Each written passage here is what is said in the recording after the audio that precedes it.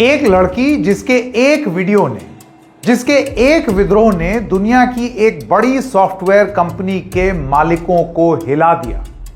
भारतीय मूल की यह लड़की फिलिस्तीन पर ऐसा क्या बोल गई जिसके बाद उस कंपनी में उसका रहना ही दूभर हो गया। अपने इस्तीफे में वानिया अग्रवाल ने क्या लिखा? वानिया माइक्रोसॉफ्ट में ऐसे कौन से सॉफ्टवेयर की बात कर रही थी जिसके इस्तेमाल से इजराइल ने फिलिस्तीनियों पर कहर ढाया? पूरा सच क्या है, आइए जानने का प्रयास करते हैं। नमस्कार, मेरा नाम है संकेत उपाध्याय और आप देख रहे हैं इशारों में। तो आइए सबसे पहले आपको यह बताते हैं कि यह खबर माइक्रोसॉफ्ट से आ रही है, जहां एक भारतीय मूल की इंजीनियर ने कंपनी के 50 साल पूरे होने के जश्न के दौरान इस्तीफा दे दिया और सीईओ सत्या नडेला और सह संस्थापक बिल गेट्स पर गंभीर आरोप लगाए। उनका दावा है कि माइक्रोसॉफ्ट का सॉफ्टवेयर 50,000 फिलिस्तीनियों की हत्या में मदद कर रहा है। यह आरोप है वानिया अग्रवाल का। उस लड़की का एक पूरा वीडियो सामने आया, लेकिन YouTube पर वो वीडियो दिखाने पर हम लोगों को YouTube से एक ऐसा संदेश आता है जो किसी वैधानिक चेतावनी से कम नहीं है। लेकिन यह बात बताना भी जरूरी है, खबर तो नहीं दबाई जा सकती ना। तो हम आपको बिना वीडियो दिखाए बताएंगे कि वानिया अग्रवाल ने क्या कहा।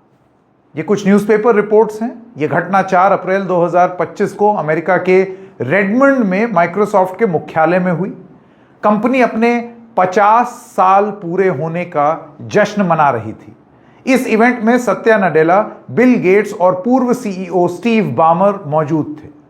तभी माइक्रोसॉफ्ट की एआई डिवीजन में काम करने वाली भारतीय मूल की इंजीनियर वानिया अग्रवाल ने बीच में खड़े होकर के चिल्लाना शुरू किया। उन्होंने क्या कहा, अब ग्राफिक्स के माध्यम से आपको बताते हैं। वो कहती हैं, आप सब पर शर्मिंदगी है। गाजा में 50,000 फिलिस्तीनी माइक्रोसॉफ्ट की तकनीक से मारे गए हैं।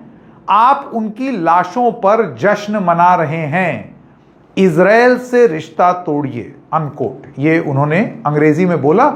उसके इनके साथ एक और कर्मचारी इब्तिहाल अबू साद, उन्होंने भी प्रदर्शन किया। माइक्रोसॉफ्ट एआई के सीईओ मुस्तफा सुलेमान को युद्ध से मुनाफा कमाने वाला कहकर निशाना भी बनाया। दोनों को तुरंत बाहर निकाल दिया गया उस हॉल से। वानिया अग्रवाल ने इसके बाद कंपनी को एक ईमेल भेजकर अपना इस्तीफा दे दिया, जो 11 अप्रैल से लागू होने वाला था।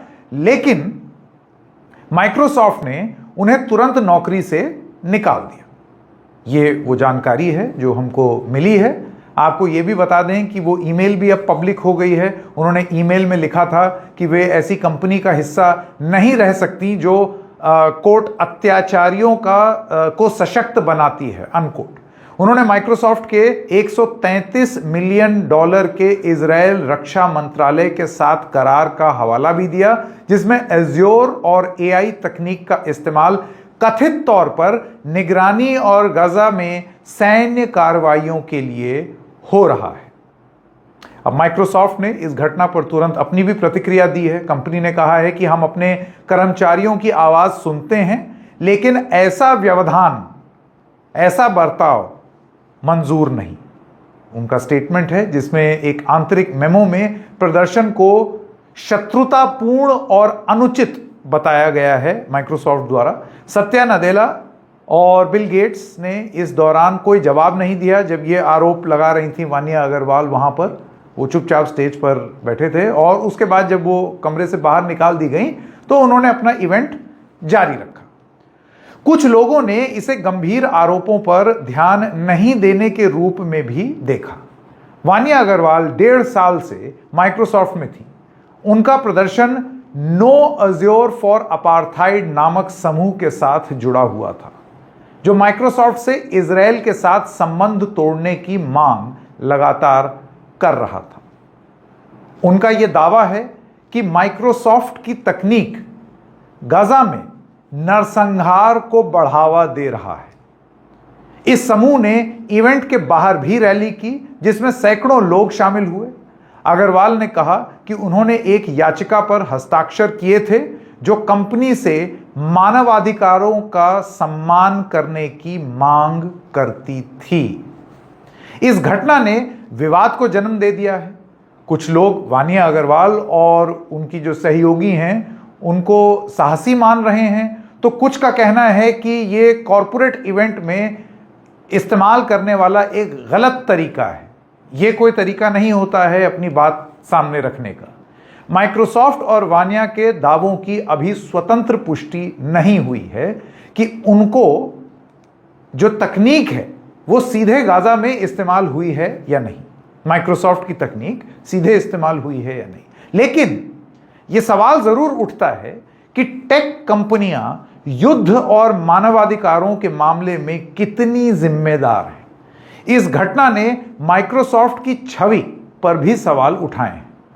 तो यह भी माइक्रोसॉफ्ट में हुई जो नाटकीय घटना थी, ये उसकी पूरी कहानी है जो हम आप तक लेकर के आए हैं। वानिया अग्रवाल का इस्तीफा और उनके आरोप अब वैश्विक चर्चा का एक विषय बन गए हैं।